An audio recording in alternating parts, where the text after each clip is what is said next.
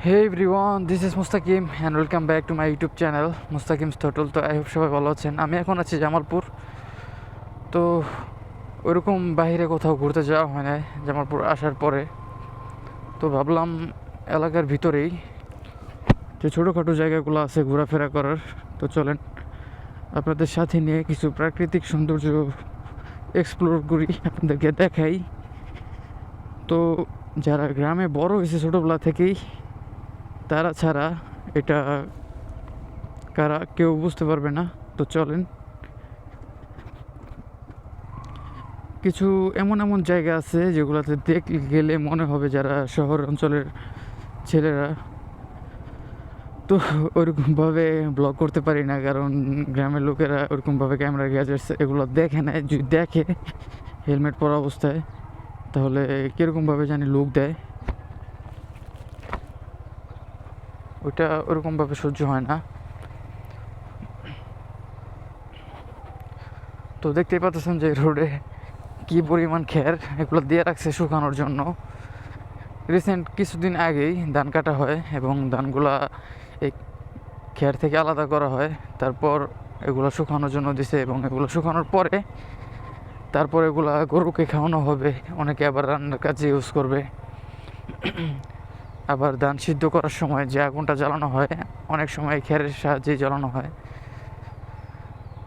তো গ্রামের রাস্তা অলওয়েজ বেস্ট। কিছু কিছু জায়গায় এই বাড়ির কাজ করানোর জন্য যখন রোডে ট্রাক, বড় বড় ট্র্যাক্টর এগুলো ঢুকে, ধান কাটার মেশিনগুলো যখন ঢুকে, ওয়েট অনেক বেশি আর পাতলা করে ঢালাই দেওয়া, এই জন্য এগুলো রাস্তা নষ্ট হয়ে যায়। ওরা সবাই যদি এগুলো ভালোভাবে মেনটেনেন্স করে, তাহলে খুব তাড়াতাড়ি এগুলো আবার ঠিক হয়ে যাবে। আবার ঠিক হয়ে যাবে না আর কি, নষ্ট হওয়া থেকে রক্ষা করা যাবে।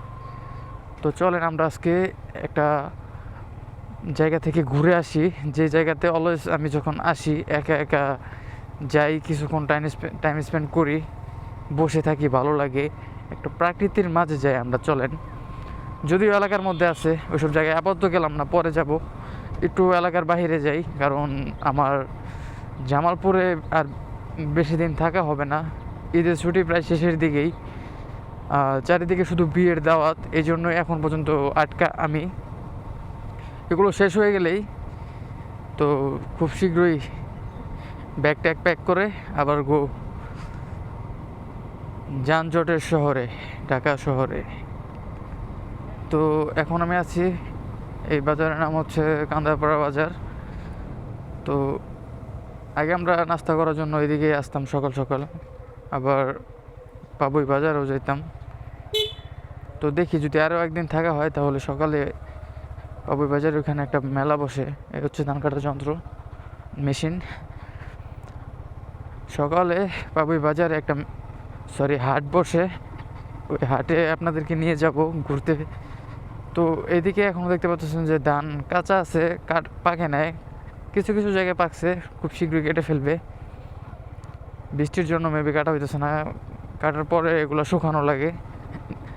ধান গাছ থেকে আলাদা করার পর আর কি, শস্য থেকে আলাদা করার পর এগুলাকে শুকানো হয়, সিদ্ধ করা হয়, অনেক প্রসেস।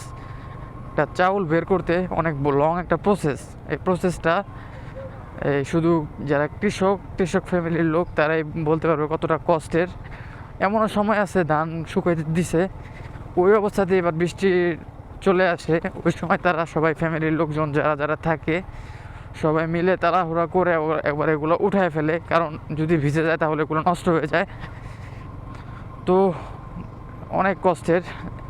আমরা তো রোদ দেখলে ভয় পাই, কিন্তু গ্রামের লোকেরা রোদ দেখলে ওরা অনেক খুশি হয়, কারণ ওরা ধান শুকায়, খের শুকায়। রোদের সাথে ওদের অনেক প্রসেস কাজ করার, বিভিন্ন ধরনের কাজকর্ম। এর মধ্যে যদি রোদ না উঠে তাহলে সবই ওদের বন্ধ থাকে, বলতে পারেন তখন ওই সময়টা ওদের বেকার অবস্থায় কাটে, শুয়ে বসে। আর যেদিন রোদ উঠে সেদিন সব বাড়িতেই ব্যস্ততা বাড়ে, সবাই খের শুকায়, ধান শুকায়, বিভিন্ন কার্যক্রম চলতেই থাকে, কোনো না কোনো কাজ করতেই থাকে। কেউ খেতে কাজ করে, কেউ মাঠে কাজ করে, কেউ ঘরে কাজ করে, সবাই সবার মতো ব্যস্ত থাকে। যদি রোদ না ওঠে তাহলে সবাই ওই দিন বসা থাকে রুমে। তো দেখতেই পারতেছেন যে কি সুন্দর একটা পরিবেশ, আবহাওয়া, ওয়েদার। সকাল সকাল গ্রামের সকালটা আসলেই সুন্দর। তো দেখতে পাচ্ছেন যে ধানগুলো আস্তে আস্তে বড় হইতেছে। তো একটা সময় আমি যখন ছোট ছিলাম তখন দেখছিলাম যে এইখানটা মাছ চাষ করে, পুরাটা ছিল মাছ চাষ করতো, ফার্ম টাইপ। কিন্তু এখন আস্তে আস্তে এগুলো ভরাট করে তারা এখন আবার ধান চাষে ব্যাক আসছে। দেখতেই পারতেছেন যে কতটা সুন্দর একটা পরিবেশ, আবহাওয়া। দেখতেই পারতেছেন আপনারা, এটা টাকা দিয়ে কেনার মতো না। যারা গ্রামগঞ্জে বড় হয়েছেন, গ্রামের পরিবেশে বড় হয়েছেন, তারাই বলতে পারবেন এই পরিবেশ, এই ভিউটা। আমরা যারা শহর অঞ্চলে থাকি তারা এই ফিলটা কখনোই নিতে পারবো না। তো চলেন একটু সামনাসামনি কথা বলি। শহরে, ঢাকা শহরে এরকম ভিউ দেখা আর আকাশে চাঁদ ছোঁয়া প্রায় সেম আমরা বলতে পারি। তো গ্রামে ওরকম আমি চিনি না, যতটুকু চিনি এর মধ্যে আমাদের গ্রামটা অনেক সুন্দর। আমি এর আগে অনেক জায়গায় ঘুরছি কিন্তু বাইক সাথে নিয়ে আসি নাই। যদি বাইক সাথে নিয়ে আসি তাহলে ওই সময় আবার ক্যামেরার সাথে নিয়ে আসা হয় নাই, এই জন্য ওরকমভাবে আপনাদেরকে দেখাতে পারিনি। সামনে যত যাবো অত আরও সুন্দর সুন্দর জায়গা আছে। তো চলেন আমরা ঘুরে আসি। আপনারা এই ভিউগুলো দেখেন আর এই রোডগুলো দেখেন, কত সুন্দর একটা রোড, কত সুন্দর একটা আকাশ। আর এরকম যদি ভিউ থাকে রাইডের এক্সপিরিয়েন্স আরও বেড়ে যায়। রাইডে কোনো ক্লান্তি আসে না, ঘুরতেই মন চায়, প্রকৃতিকে উপভোগ করতে মন চায়, দেখতে মনে চায়। তো যারা যারা ঘুরতে চান আমাদের এলাকায় দাওয়াত রইল, ঘুরে যান। পাখির আওয়াজ, কোনো সিঙ্গেল রিক্সার আওয়াজ নেই, হরেন নাই, বাসের আওয়াজ নাই, বকাবকি নাই, একে অপরের আর কি কালো ধোঁয়া নেই, ফ্রেশ অক্সিজেন। এরকম যারা গ্রামে থাকে তারাই পায়।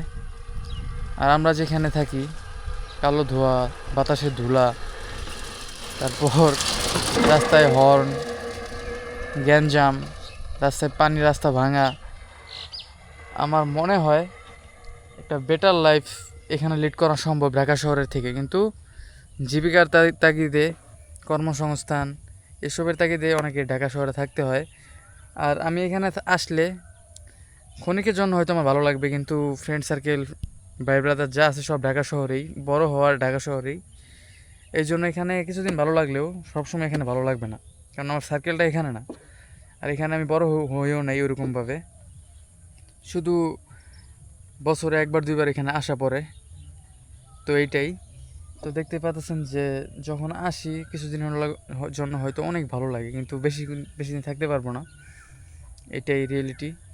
আর যদি একবারে কখনো ঢাকা শহর সেরে গ্রামে চলে আসি তখন এটা অন্য বিষয়। তো চলেন সামনে যাই, আরও রাইড করি, আরও কিছু আপনাদেরকে ভালো ভালো ভিউ দেখাই। আল্লাহর দুনিয়া যে কতটা সুন্দর এটা ঘর থেকে বের না হলে আপনারা বুঝতে পারবেন না। বিভিন্ন জেলা ঘুরেন, এক্সপ্লোর করেন, তাহলে বুঝতে পারবেন যে দুনিয়াটা কত সুন্দর। সবার সাথে মিশবেন, এক এক প্রজাতির মানুষের সাথে মিশবেন, এক এক ধরনের মানুষের সাথে মিশবেন, অন্য এক লেভেলের অভিজ্ঞতা হবে আপনাদের। তো দেখতেই পারতেছেন যে গ্রামীণ লাইফে তো সবাই থাকতে পারবে না, আর যারা থাকতে পারবে তারা সব ওয়েদারে শ্যুট করবে না। এই গ্রামের লোকজনদের যখন আমরা ঢাকা শহরে নিয়ে যাই তারা বিশ্বাস করবেন না। আমার দাদি অনেক আগে থেকেই 10-12 বছর আমাদের সাথেই ঢাকাতে ছিল, আমার দাদা দাদি, কিন্তু এখন তারা দীর্ঘ 3-4-5 বছরের মতো গ্রামে চলে আসছে।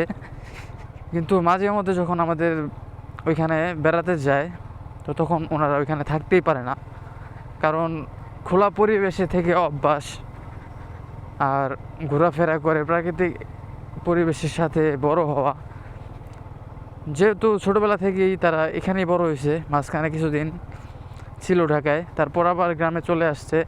এরপর আর ঢাকা শহরে যেতে চায় না, গেলেও থাকতে চায় না, দম বন্ধ হয়ে আসে এই রুমের মধ্যে, ফ্ল্যাটের মধ্যে, চার দেওয়ালের মধ্যে। আর ওদের ভালো লাগে না। তো খুব ছোট একটা নার্সারি টাইপের কি যেন একটা করা হয়েছে, এটা মরিচের বাগান মেবি। তো কৃষিকাজে প্রচুর লাভ, যদি সঠিক নিয়ম, সঠিক কীটনাশক, সঠিক সার, সঠিকভাবে জ্ঞান লাভ করে কাজ করা যায় তাহলে অনেক প্রফিট করা যায়। আমরা সবাই চিনি বিসমিল্লাহ এগ্রো। তো উনি কৃষিকাজ করে, বিভিন্ন ধরনের ফার্মিং করে, অনেক ধরনের কাজ করে। তো এগুলাই ইন্টারনেটে বিভিন্ন জায়গায় ইউটিউব, ফেসবুক, টিকটক এসব জায়গায় আপলোড দেয়। তো উনি ওইসব জায়গা থেকে যে পরিমাণ ইনকাম করে তার থেকে ডাবল ইনকাম করে সে অনলাইন থেকে। তো বুঝতেই পারতেছেন এগুলা করার অনেকের ইচ্ছা। তো ওনার ম্যাক্সিমাম ভিউয়ার্সই হচ্ছে ঢাকা শহরের। তো এই হচ্ছে ভিউ। তো চলেন আরেকটু সামনের দিকে যাই। তো ওনার ম্যাক্সিমাম ভিউয়ার্সই হচ্ছে ঢাকা শহরের। যাদের মনে ইচ্ছা তারাই সবাই ওর ভিডিওগুলো দেখে, শিখে রাখে। যদি কোনো দিন এগুলা করতে মনে চায় তাহলে ওর দেখানো গাইডলাইনে ওরা যাবে, আমরা যাব। এই জন্য ভিউয়ার্স অনেকের ইচ্ছা, প্রত্যেকটা ছেলেরই স্বপ্ন একটা ফার্ম থাকবে, 15-20টা গরু থাকবে, হাঁসের একটা খামার থাকবে, মুরগির একটা খামার থাকবে, সাইড বিজনেস থাকবে, এরকম খোলা মাঠে জমি থাকবে একটা।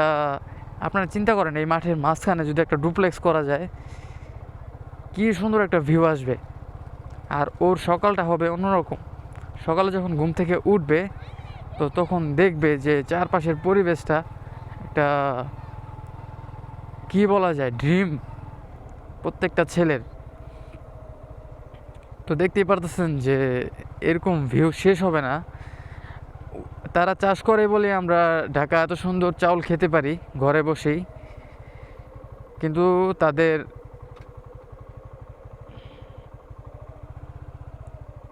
কি বলে, তাদের ভূমিকা অপরিসীম কৃষকদের।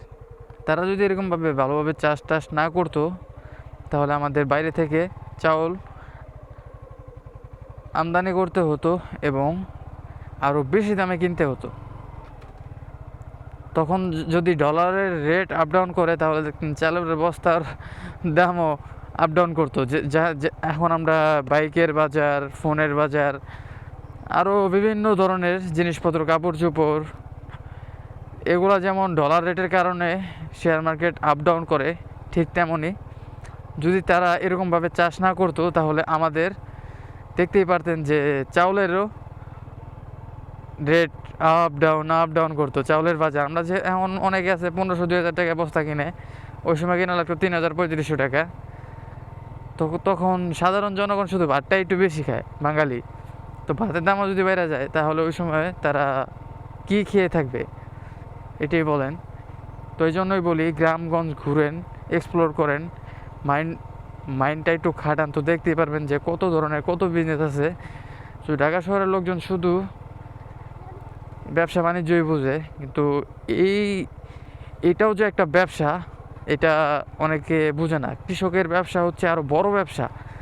আপনারা একটা জিনিস খেয়াল করেন যে যদি একটা কৃষক এই ধান চাষের পাশাপাশি টুকটাক সবজি চাষ করে এবং বছরে 2টা গরু বিক্রি করতে পারে, আমার মনে হয় একটা সরকারি চাকরিজীবী প্রাইভেট জব করে ওর থেকেও বেশি ইনকাম করে। ধান চাষ করে এগুলা বিক্রি করে, প্লাস নিজের খাওয়ার জন্য রাখে, প্রতি বছর সবজি এগুলা বিক্রি করে, আবার নিজে খায়। তারপর না লাগে এখানে ওর রুম ভাড়া, নিজেদের বাড়ি, আবার হচ্ছে বিভিন্ন ধরনের সাইড ইনকাম আছে। যদি 3-4টা গরু থাকে, গরু দুধ বিক্রি করে, তারপর আবার প্রতি বছর কোরবানির হাটে 2টা করে গরু বিক্রি করে। যদিও 1 লাখ করেও যদি বিক্রি করে, 2টা গরু বিক্রি করলে 2 লাখ টাকা থাকে। তারপর এই সাইড ইনকাম করে প্রতি বছর একটা কৃষক 4-5 লাখ টাকা সাইড ইনকাম প্রতি বছর সাইড করে রাখতে পারে। একটা চাকরিজীবী এটা কখনোই পারে না। যদি অবৈধ কোনো রাস্তা না থাকে তাহলে একটা চাকরিজীবী প্রতি বছর 4-5 লাখ টাকা প্রফিট, আর কি প্রফিট বলে সঞ্চয়, এটা সবার দ্বারা সম্ভব না আমার মনে হয়। তো এটাও একটা business. Job is a wrong idea, এটা সব সময় আমি বলি। যদিও আমার জব করতে হইতেছে আপাতত, কিন্তু আমার মেইন ফোকাস হচ্ছে বিজনেস। আমার টার্গেট হচ্ছে বিজনেস করা। আমি আমার ক্যাপিটাল রেডি করতেছি, বাজেটগুলো রেডি করতেছি। বাপের টাকায় করতে চাচ্ছি না, কিন্তু আমার বাপে আমার জন্য অনেক কিছু করে গেছে। বাড়ি, ঘর, গাড়ি, বাড়ি গাড়ি যা আছে সব এভরিথিং আমার দিয়ে গেছে যতটুকু পারছে তার সামর্থ্য অনুযায়ী। কিন্তু বাকিটা নিজের পায়ে দাঁড়ানো, আল্লাহ তাআলা ছোট একটা পথ দেখা দিছে এবং মাথায় যতটুকু মাল দিছে, মাথায় যতটুকু ব্রেন দিছে, আমি যদি চেষ্টা করি এবং আল্লাহর রহমত থাকে এবং হাল না ছাড়ি, কোনো কিছুতে হাল ছাড়া যাবে না, তাহলে অবশ্যই ইনশাল্লাহ একদিন না একদিন সফলতা আসবেই। তো এটা আমি অনেক বিশ্বাস করি। যে কোনো একটা বিষয়ে যদি লেগে থাকি, আমি আপনাদেরকে একটা এক্সাম্পল দিই। ধরেন আপনার টার্গেট হচ্ছে 10টা গাড়ি কেনার, আপনি আগামী 10 বছরে 10টা গাড়ি কেনার টার্গেট নেন, অথবা 10টা বাইক কেনার টার্গেট নেন, অথবা একটা প্রাইভেট কার, 10টা প্রাইভেট কার কেনার টার্গেট নেন। আপনার আগামী 10 বছরে যদি 10টা নাও হয়, আপনার 2টা 3টা হয়ে যাবে। না হলেও 10 টার্গেট যদি বড় রাখেন, আপনি টার্গেটে ফুলফিল পৌঁছাতে না পারলেও টার্গেটের কাছাকাছি পৌঁছে যাবেন। তো আমি বললাম, যদি আপনার টার্গেট থাকে 10টা গাড়ি কেনার, তো ওই ক্ষেত্রে আপনার টার্গেট যদি ফুলফিল নাও হয়, আপনার 2টা 3টা গাড়ি কেনা হয়ে যাবে। তো ঠিক তেমনই যদি আপনি টার্গেট ছোটো রাখেন, 1টা 2টা টার্গেট রাখেন, তো সেই ক্ষেত্রে আপনার টার্গেট দেখবেন একটাও নাই, ধারে কাছে যাইতে পারবেন না। টার্গেট সবসময় রাখতে হবে বড়, টার্গেট রাখতে হবে বড় এবং লক্ষ্য রাখতে হবে বড়, আর রিস্ক নিতে হবে বড় বড়। এই জন্য আবার আমি জুয়ার রিস্ক বলতেছি না, কেউ আবার এই রিস্ক জুয়া ট্রেডিং এসবের সাথে মিলায়েন না। তো যে যেটাই করেন, মানি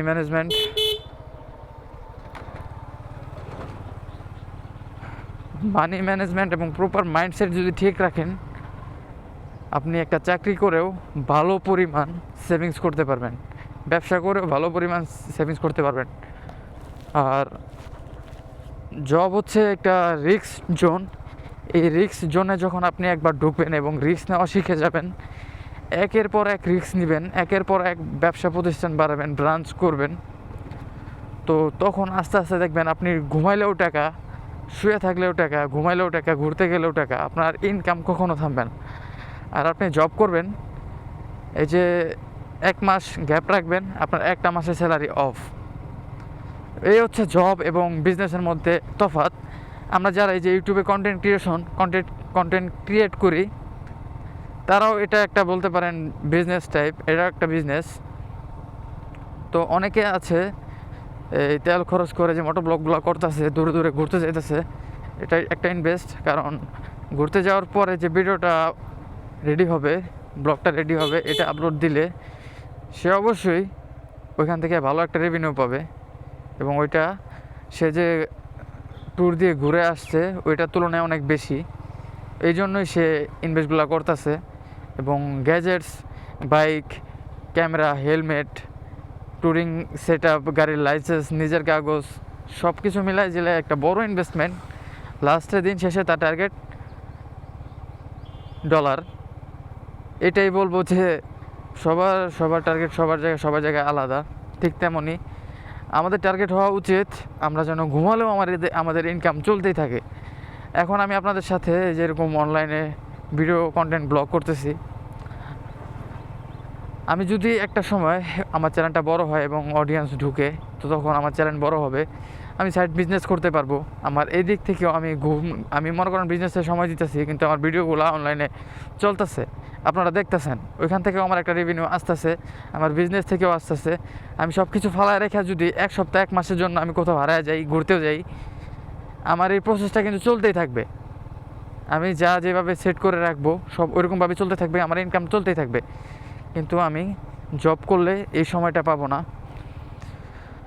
আমার জবে যতক্ষণ আমি সময় দিব ততক্ষণই আমার ইনকাম। এরপর আমি যখন জব থেকে বের হব, তখন আমি আবার বেকার। তো এটাই হচ্ছে জব এবং বিজনেসের মধ্যে পার্থক্য। তো এটা যাদের মাইন্ডসেট বিজনেস রিলেটেড, বিজনেস করার অভ্যাস, বিজনেস ফ্যামিলির লোক, তারা ছাড়া এটা কেউ বুঝবে না। অনেক জ্ঞান দিলাম, অনেক উদাহরণ দিলাম। যদি কোনো ভুল ত্রুটি হয়ে থাকে তাহলে অবশ্যই ক্ষমার দৃষ্টিতে দেখবেন।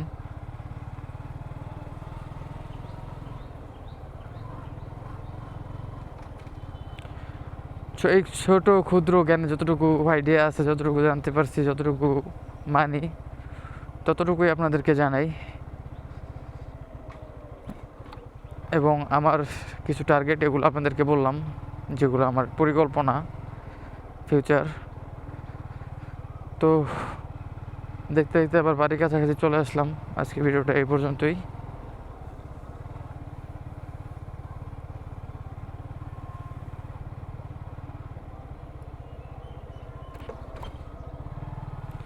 আজকে ভিডিওটা এই পর্যন্তই। যদি আজকে ভিডিওটা ভালো লাগে ছোট্ট একটা লাইক দিয়ে রাখবেন। যেটা ফেসবুক পেজ থেকে পেজটা ফলো করতে ভুলবেন না। আর যারা ইউটিউব চ্যানেল থেকে দেখেন চ্যানেলটা সাবস্ক্রাইব করতে ভুলবেন না। আপনাদের সাহায্যই আমার উপরে ওঠার লক্ষ্য। আপনারা কমেন্ট করলে আরও উৎসাহ পাই। আবার দেখা হবে নতুন কোনো ভিডিওতে, নতুন কোনো ব্লগে। সবাই ভালো থাকবেন। আল্লাহ হাফেজ।